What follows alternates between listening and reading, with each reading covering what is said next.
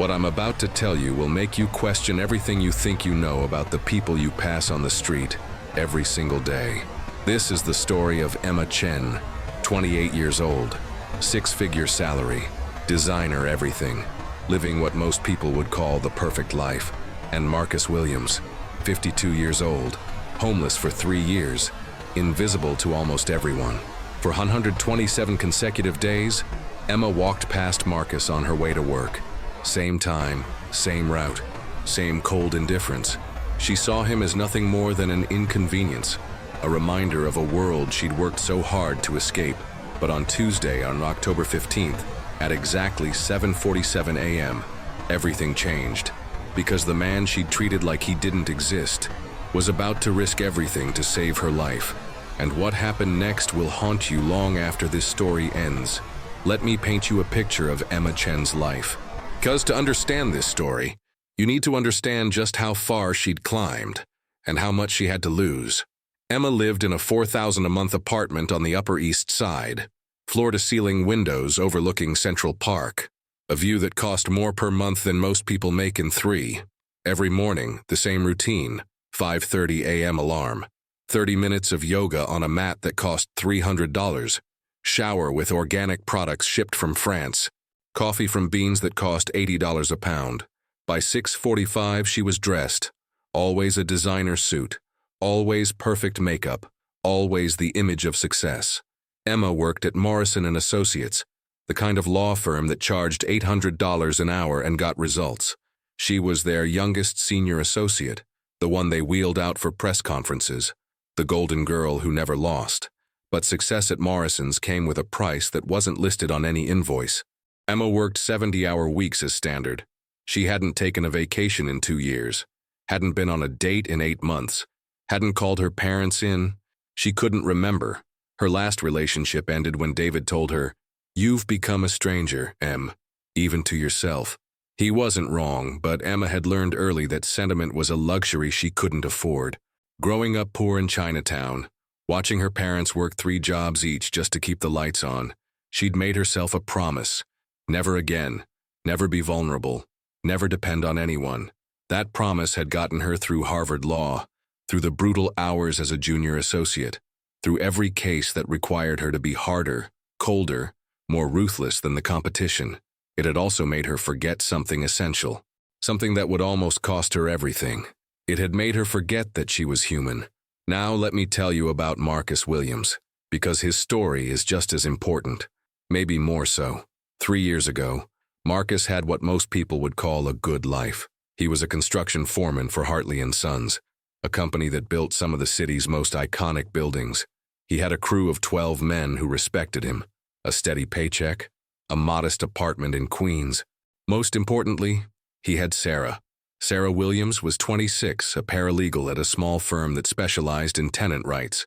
She had her father's strong jaw and her mother's gentle eyes. She was the kind of person who remembered everyone's birthday, who stopped to pet every dog, who saw good in people even when they couldn't see it in themselves. Marcus's wife had died of cancer when Sarah was 16. For the next 10 years, it was just the two of them, father and daughter against the world. They had Sunday dinners every week. Marcus would cook his famous chili, and Sarah would tell him about the cases she was working on, how she was helping families fight slumlords, how she was making a difference. "Dad," she'd say, "oh, but everyone matters. Everyone deserves to be seen." Those words would echo in Marcus's mind for the rest of his life. The accident happened on a Tuesday. Marcus was inspecting scaffolding on a high-rise when a cable snapped. 20-foot fall, shattered vertebrae, 3 surgeries, 8 months in the hospital. When he finally got out, everything was gone. His job, officially, for liability reasons. His insurance had run out after the maximum payout.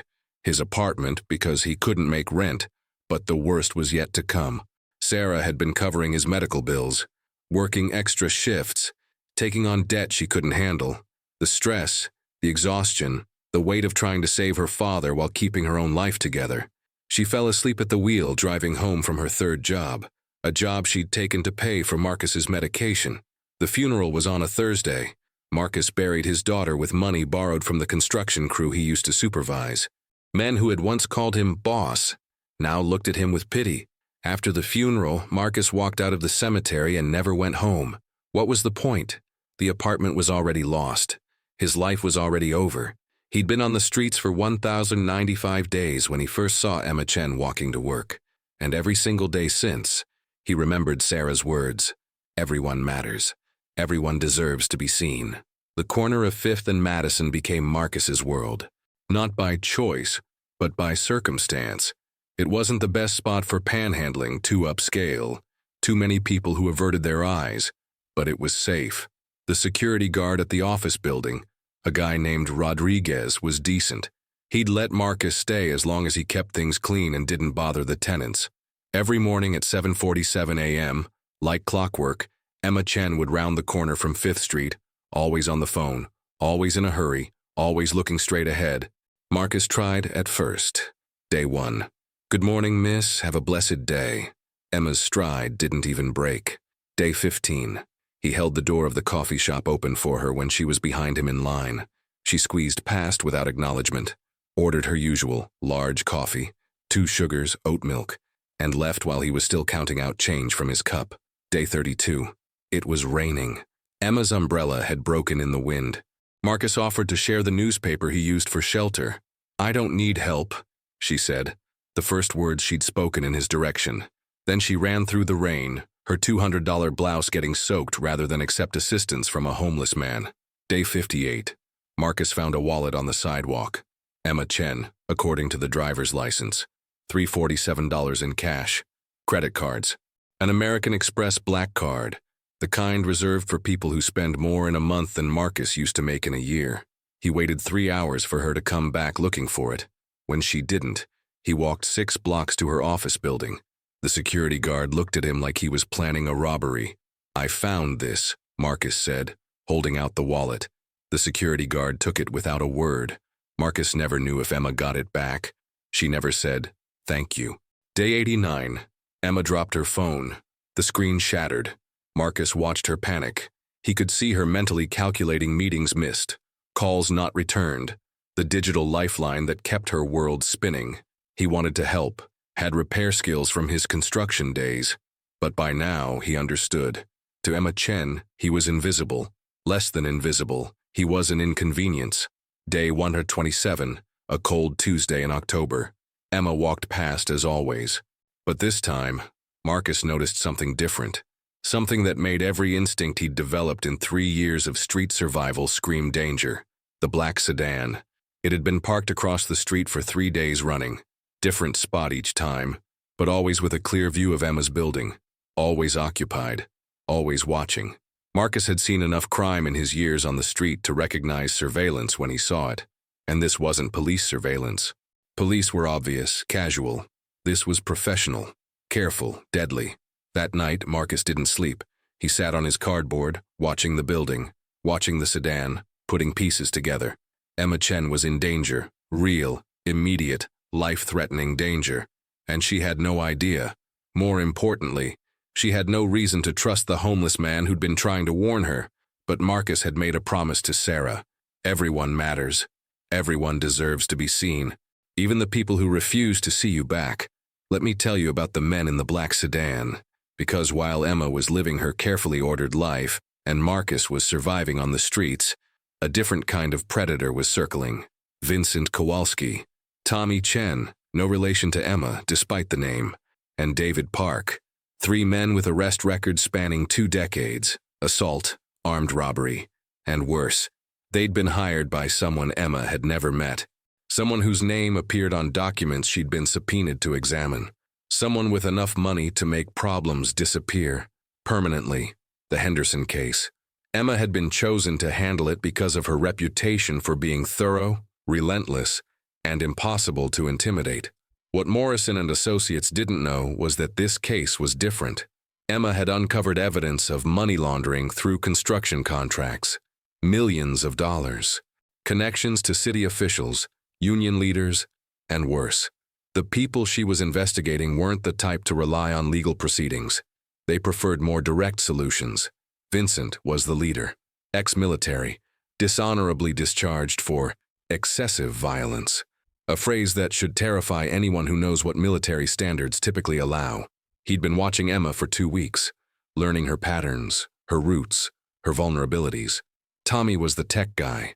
He'd hacked Emma's email, her calendar, her building security system. He knew exactly where she'd be at any given moment. David was the muscle, 6'4", 280 pounds, with hands that had crushed windpipes for money. Their plan was simple. Wait for Emma to enter her building, follow her to the elevator, corner her in the parking garage, make it look like a robbery gone wrong. They'd done it before. They'd get away with it again. Except for one thing they hadn't counted on. Marcus Williams was watching too. And unlike them, he had nothing left to lose. Monday morning, 7:45 a.m. Emma was running late. Unusual for her. A conference call with Hong Kong had gone long, throwing off her precisely timed schedule. As she hurried around the corner, she was already mentally rehearsing her opening arguments for the Henderson deposition, checking her phone, calculating whether she could still make her 8:30 meeting if she skipped her usual coffee stop. Marcus saw her coming, saw the urgency in her step, but he also saw something else. The black sedan was parked in a different spot today, closer to the building entrance. The men inside were no longer just watching, they were preparing. Marcus stood up. He'd been sitting for so long that his joints screamed in protest, but he ignored the pain. Miss, excuse me." Emma's head snapped up, annoyed at the interruption. She saw the homeless man she'd been avoiding for months standing directly in her path. "I don't have any change," she said automatically, trying to step around him. "No, miss, please. Listen to me. You're in danger." Emma stopped, not because she believed him, but because the desperation in his voice was so raw, so genuine, that it cut through her usual dismissiveness. "So what are you talking about? There are men watching you, bad men. They've been here for days, taking pictures, following you. You need to—" "Are you insane?" Emma's voice rose. "Are you stalking me? Should I call security?" The threat of security was like a slap to Marcus. He'd seen too many of his fellow homeless get beaten, arrested, disappeared into the system for the crime of existing in public spaces. "Miss, I'm just trying to help." "I don't need help from you." Emma's professional composure cracked, revealing something uglier underneath. "I don't need help from people like you. Stay away from me, or I will call the police." She pushed past him, her shoulder connecting hard with his chest. Marcus stumbled back, watching helplessly as Emma strode toward the very building where 3 killers were waiting for her. But as she reached for the door, something happened that saved her life without her ever knowing it. Her phone rang. "Emma, it's Morrison. We need to push the Henderson deposition to tomorrow." The judge granted a continuance. Emma stopped with her hand on the door handle. "What? But I'm ready now. I've been preparing for weeks. Tuesday morning, 9 a.m. sharp. Use today to review the surveillance photos the detective sent over." "I want you bulletproof on this." Emma turned around, walking back past Marcus without a glance. She had no idea that the phone call had just bought her 24 hours of life. But Marcus knew. He'd seen the disappointment on the faces of the men in the sedan, seen them make a phone call of their own, seen them pull away from the curb. They'd be back tomorrow, and next time, there might not be a convenient interruption. Marcus spent that entire day following Emma at a distance, learning her alternate routes, mapping the neighborhood, preparing for a battle she didn't know was coming. By Monday night, he had a plan. It wasn't much of a plan. What could a homeless man do against professional killers? But it was something. And sometimes, something is enough. Tuesday, October 15th, 7:30 a.m. Emma woke up feeling uneasy. She couldn't put her finger on why. Maybe it was the Henderson case. The evidence she'd uncovered was damning enough to destroy careers, end lives. Maybe it was the homeless man's warning yesterday, ridiculous as it seemed. Or maybe it was the dream she'd had. The same dream for 3 nights running. In the dream, she was walking down a long hallway, doors on both sides, all closed. Behind her, footsteps. Getting closer. She tried to run, but her legs felt like lead. Tried to scream, but no sound came out. Then, just before the footsteps caught her, someone grabbed her hand, pulled her through a door she hadn't seen before. She never saw the face of her rescuer, but she heard a voice, rough and kind. "Everyone matters, miss. Everyone deserves to be seen." Emma shook off the dream as she got dressed, chose her most expensive suit, armor against whatever the day might bring. Triple-checked the briefcase with the Henderson files. At 7:40, she left her apartment. The doorman, Carlos, smiled and wished her luck. "Big day today, Miss Chen." "The biggest," she replied, not knowing how true those words were. The morning was different. Emma felt it immediately. The usual flow of pedestrians was wrong, scattered like animals sensing a predator. Street vendors who were always set up early were missing. The coffee cart that had been on the corner for 3 years was gone. Even the traffic seemed lighter. And Marcus wasn't sitting on his usual piece of cardboard. He was standing, alert, watching the street like a soldier on patrol. Emma felt a chill that had nothing to do with the October air. "Miss Emma." She froze. He'd never used her name before, had never spoken to her directly except for yesterday's warning. "How do you know my—" "Your wallet," Marcus said quickly. 3 months ago, you dropped your wallet. I returned it to security. Your name was on the ID. Emma vaguely remembered losing her wallet, remembered finding it at the front desk of her building. She'd assumed someone from the office had found it. "Miss Emma, please. You have to listen to me this time. Your life depends on it." Something in his voice, not desperation now, but certainty, made her stop. "I'm listening." 3 men in a black sedan. License plate changes, but it's the same car. They've been watching you for over a week. Yesterday, when you left early, they followed you to the coffee shop on 3rd Street, took pictures through the window. Emma's blood went cold. She had gone to that coffee shop yesterday. How could he know that unless— "You followed me. I was trying to protect you. Miss, these aren't pickpockets or muggers. These are professionals. They have blueprints of your building, photos of your office. They know your schedule better than your own secretary does. How do you? Because I've been watching them watch you. And right now, they're parked 2 blocks away, waiting for you to walk into that building so they can kill you." The word kill hit Emma like a physical blow. This wasn't about robbery or assault. This was about the Henderson case, about the evidence she'd uncovered, about powerful people who preferred their problems buried. Literally, what do I do? For the first time in 4 months, Emma Chen was asking the homeless man for help, and Marcus Williams, who had failed to save his own daughter, finally had a chance to save someone else's. Marcus moved with a speed and purpose that surprised Emma. This wasn't the shambling, defeated man she'd been avoiding. This was someone who knew exactly what he was doing. "We need to get off the street. Now. But we can't go through the front of any building. They'll be watching all the main entrances." "Then how?" "Follow me. Stay close. Don't ask questions until we're safe." Marcus led Emma into an alley she'd never noticed despite walking past it every day for 4 months. Between 2 high-rises, barely wide enough for a person to walk through comfortably. "This connects to the service tunnels under the building," Marcus explained, moving quickly but quietly. Most people don't know they exist. I used to work construction, helped build some of these buildings. The underground is like a whole different city." They reached a metal door marked, "Authorized personnel only." Marcus pulled out a bent piece of metal. Not quite a key, not quite a lockpick. "You're breaking in? I'm saving your life. There's a difference." The door opened with a soft click. Beyond it, a staircase leading down into darkness. "Miss Emma, I need you to trust me. I know how this looks. I know how I look. But right now, I'm the only thing standing between you and 3 men who are very good at making people disappear." Emma looked back toward the street. Somewhere out there, killers were waiting for her. Looking down into the darkness, following a homeless man into the bowels of the city, felt insane, but staying felt like death. Dewey lead the way. The tunnels were a maze Marcus navigated like he'd built them himself. Steam pipes overhead, concrete walls marked with codes and arrows that meant nothing to Emma but everything to him.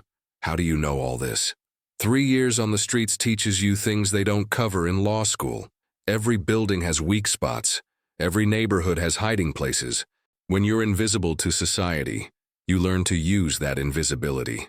They passed through maintenance areas, boiler rooms, storage spaces. Emma never imagined existed beneath the gleaming corporate towers above. During winter, when the shelters are full, sometimes we sleep down here. It's warm, mostly safe. The security guards don't usually bother checking the basements. We, other people like me, people you walk past every day without seeing. Emma felt a stab of guilt, but Marcus wasn't trying to make her feel bad. He was just stating facts. They climbed another staircase, this one leading up. Marcus paused at the top, listening carefully before opening the door. Where are we?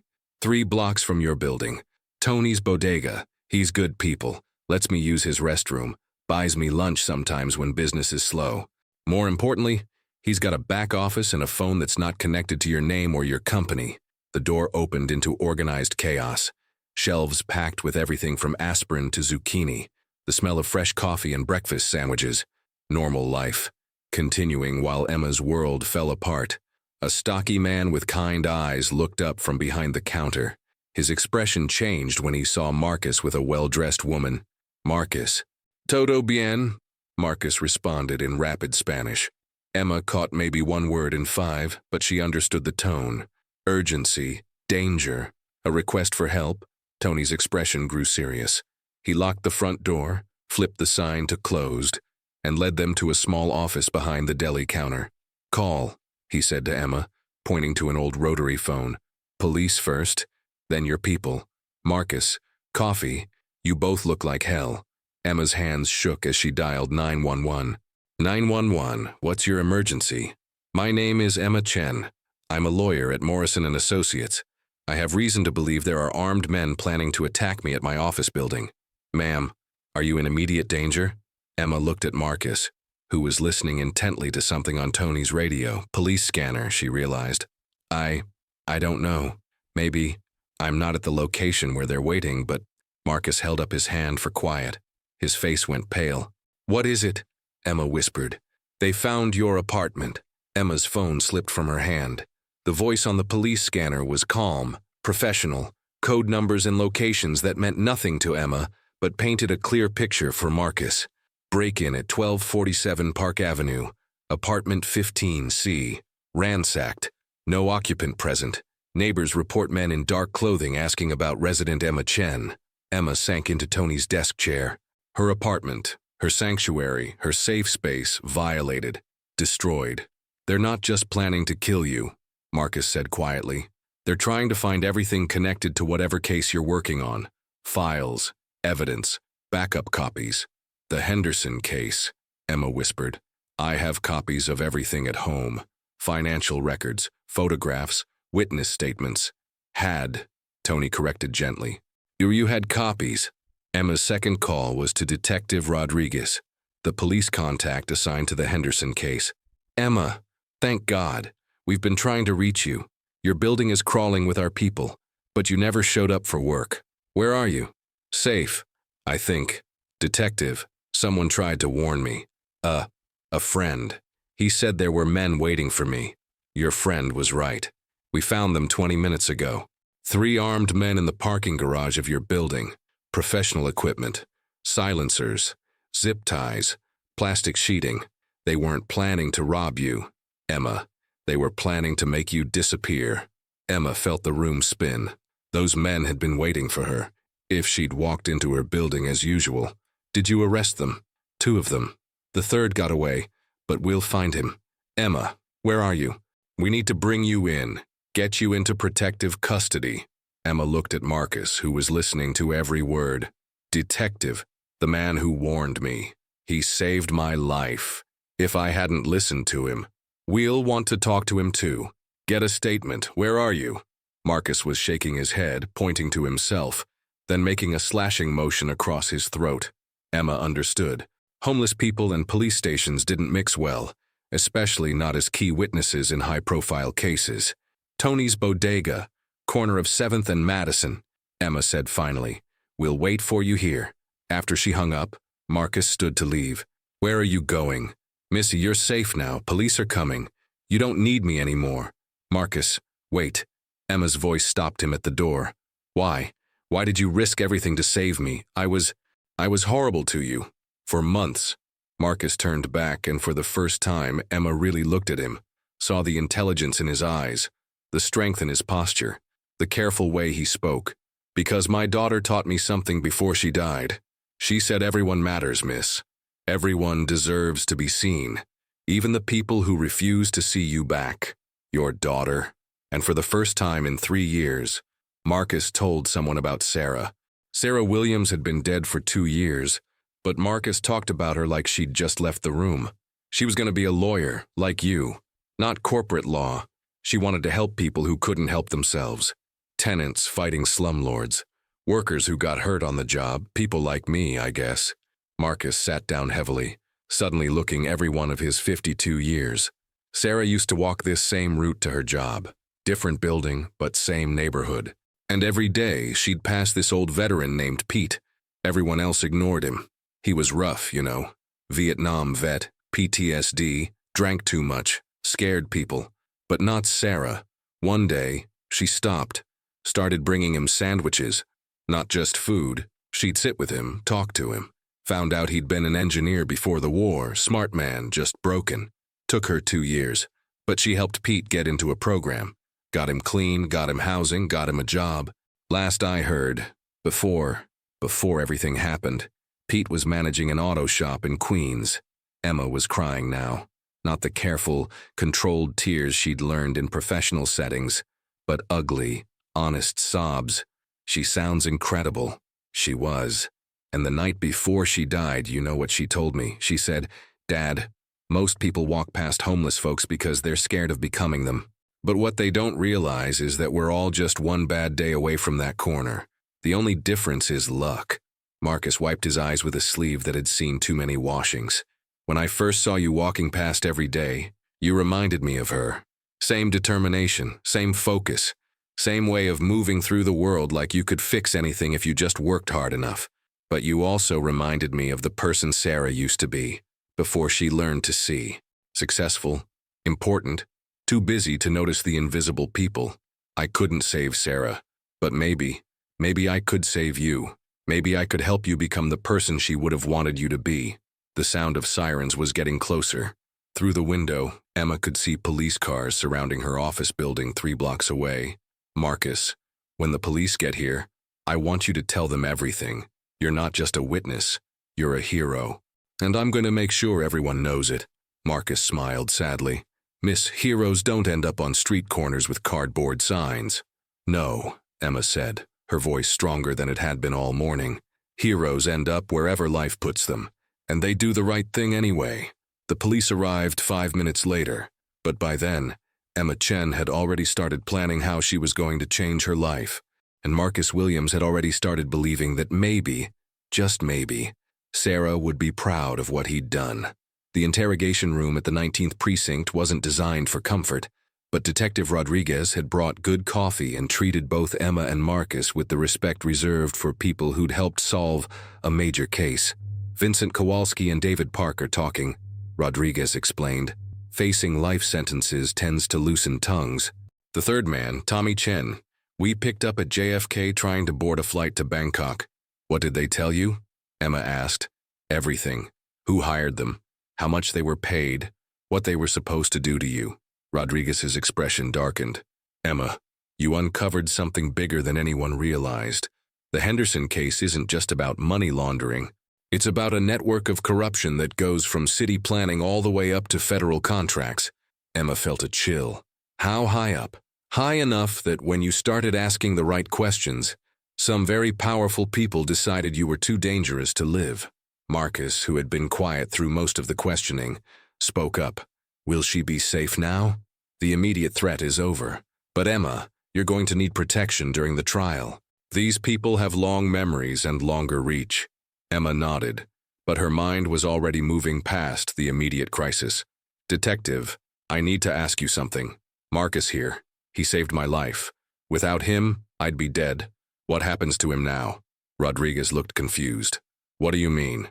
"I mean, he's homeless. He has no address, no official status. When this goes to trial, how do we make sure he's protected? How do we make sure he gets the credit he deserves?"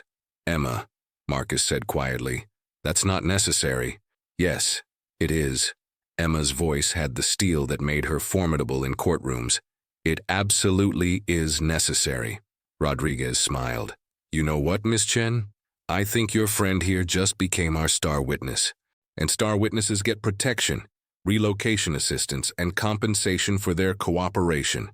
For the first time since Emma had known him, Marcus looked stunned. "I don't understand." "You're getting a new life, Marcus," Emma said. A real one, a safe one. It's the least we can do. But Emma was already planning to do much more than the least. 3 months later, Emma Chen stood in front of the bathroom mirror in her new apartment, smaller than the old one, but warmer somehow, and hardly recognized herself. Gone was the armor of designer suits and perfect makeup.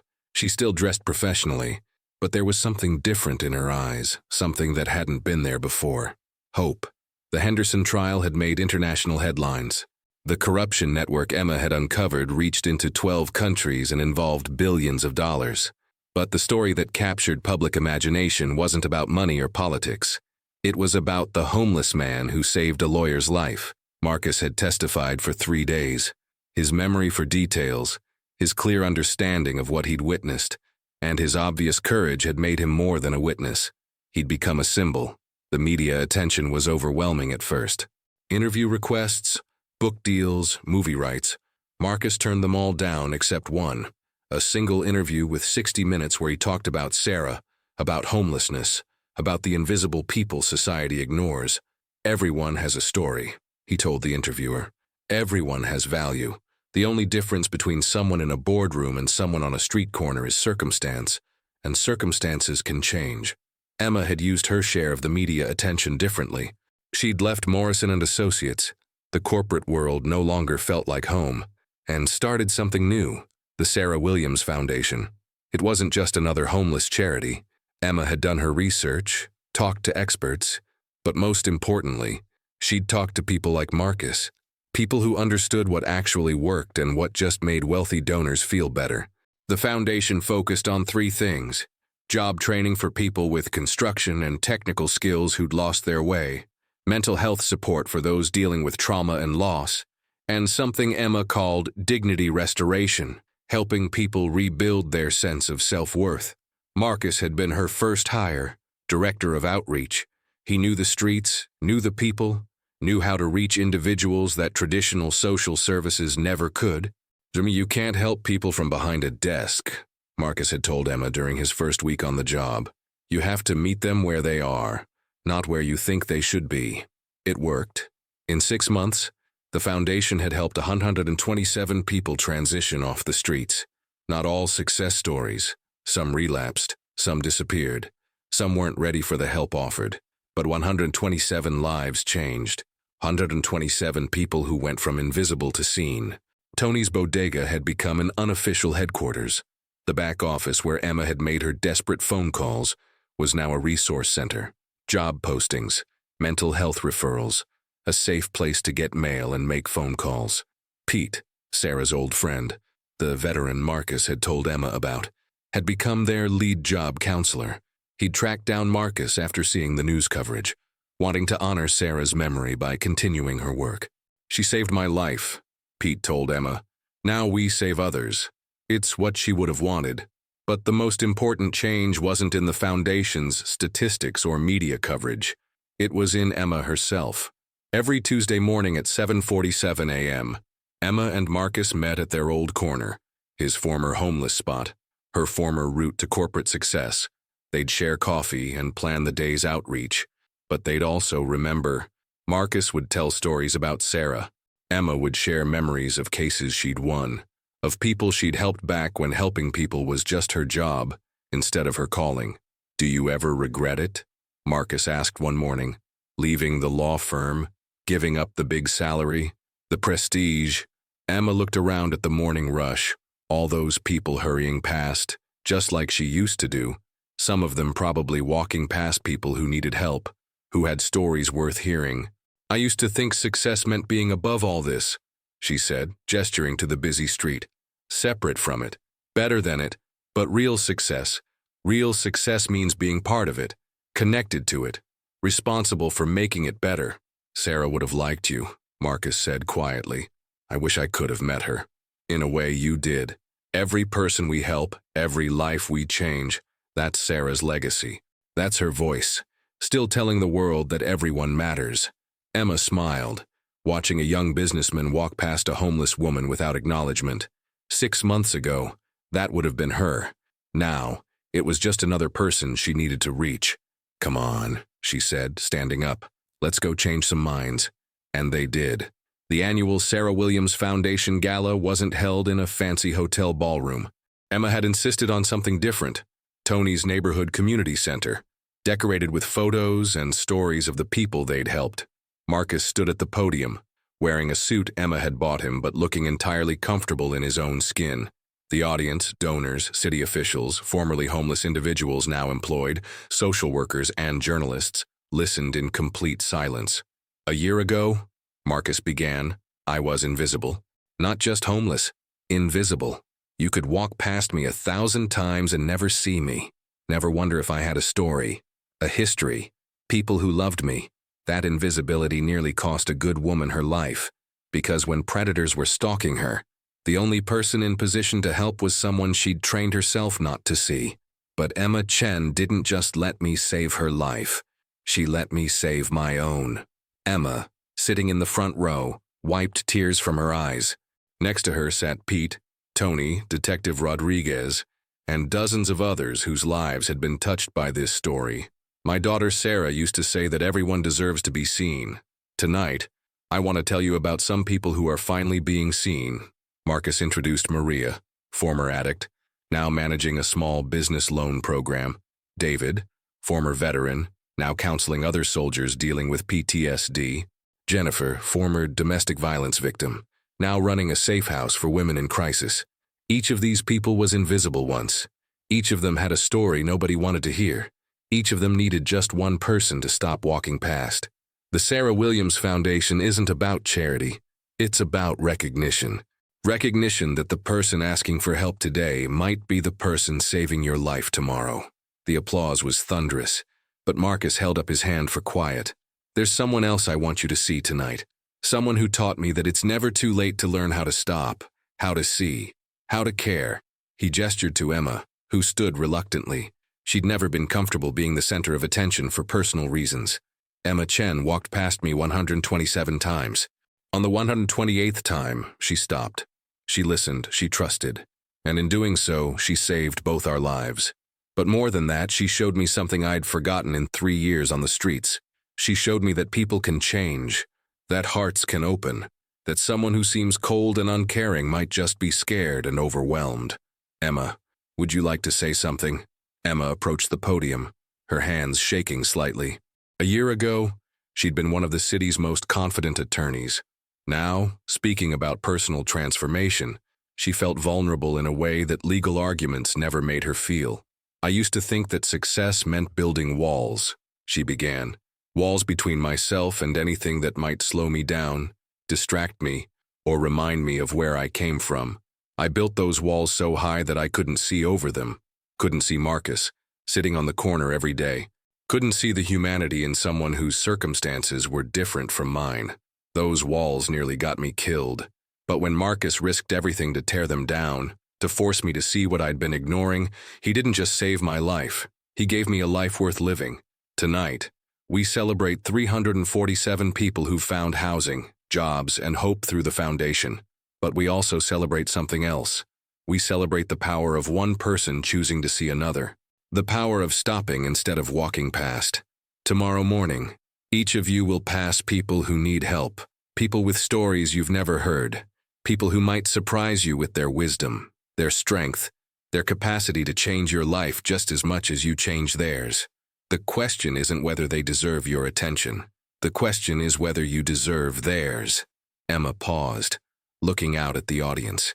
In the back, she saw a young businessman who reminded her of her former self, well-dressed, checking his phone, probably calculating how quickly he could leave.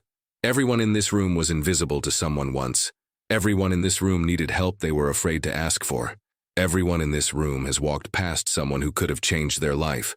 Tonight, we commit to stopping, to seeing, to remembering that the person you ignore today might be the person you need tomorrow. Marcus Williams taught me that heroes don't wear capes. Sometimes they wear torn jackets and carry cardboard signs. Sometimes they're the person you least expect to save your life. And sometimes they're you. The standing ovation lasted 5 minutes, but more importantly, it lasted long after everyone went home. It lasted in the decisions people made the next morning when they passed someone asking for help. It lasted in the phone calls to social services, the donations to local shelters, the conversations with strangers who needed to be heard. It lasted in all the small moments when someone chose to stop instead of walking past. 2 years after that October morning when everything changed, Emma and Marcus stood on the same corner where their story began. It was 7:47 a.m. The morning rush was in full swing, but something was different. Where Marcus used to sit with his cardboard sign, there was now a small plaque embedded in the sidewalk. It read, "In memory of Sarah Williams, who taught us that everyone deserves to be seen, sponsored by the Sarah Williams Foundation." But the real difference wasn't the plaque, it was in the people. Emma watched a young woman in a business suit stop to talk to an elderly man who was clearly struggling with heavy grocery bags. Watched a teenager share his breakfast sandwich with a woman whose sign said, "Hungry, please help." Watched a businessman, the same one from the gala, hand his business card to a veteran who was looking for work. "Look at that," Emma said, pointing to the small acts of kindness happening all around them. Marcus smiled. Sarah would have loved this. She did this, all of it. Her voice, her message, her belief that everyone matters, that's what changed everything. Sarah planted the seed, Marcus agreed. But you grew the garden, Emma. You turned one life saved into hundreds of lives changed. Emma shook her head. We did it together. All of us. Everyone who chose to stop instead of walking past. A young mother with a stroller approached them. "Excuse me, are you Emma Chen from the foundation?" "I am. I wanted to thank you, my brother. He was homeless for 2 years after he got back from Afghanistan. Your foundation helped him get into a program, find a job. He's getting married next month." The woman handed Emma an envelope. "Wedding invitation. He wanted you both to come. Said you gave him back his life." After she left, Marcus looked at the invitation. "You know what the best part is?" "What?" 5 years from now, 10 years from now, when people tell this story, it won't be about the homeless man who saved a lawyer. It'll be about the community that learned to see each other, about the city that chose kindness over indifference." Emma nodded. "That's Sarah's real legacy, not just helping people, but teaching them to help each other." They stood in comfortable silence, watching the morning unfold. Two people whose lives had collided by chance but changed by choice. "Ready for another day of changing the world?" Marcus asked. Emma smiled. The same smile she'd learned to give to everyone she met, homeless or wealthy, struggling or successful, invisible or seen. Everyone matters, Marcus. Everyone deserves to be seen. Sarah would be proud. I think she already is. And as they walked away together, the lawyer and the homeless man who'd become partners, friends, and proof that anyone can be a hero, the plaque on the sidewalk caught the morning sun. But the real memorial to Sarah Williams wasn't made of brass and stone. It was made of changed hearts, opened eyes, and the daily choice to see the humanity in everyone we meet. It was made of people who'd learned to stop walking past. The question that remains for all of us is simple. Who are you walking past today? And what would happen if, instead of hurrying by, you stopped and truly saw them? Because everyone has a story. Everyone matters. Everyone deserves to be seen. And sometimes, the person you save, saves you right back.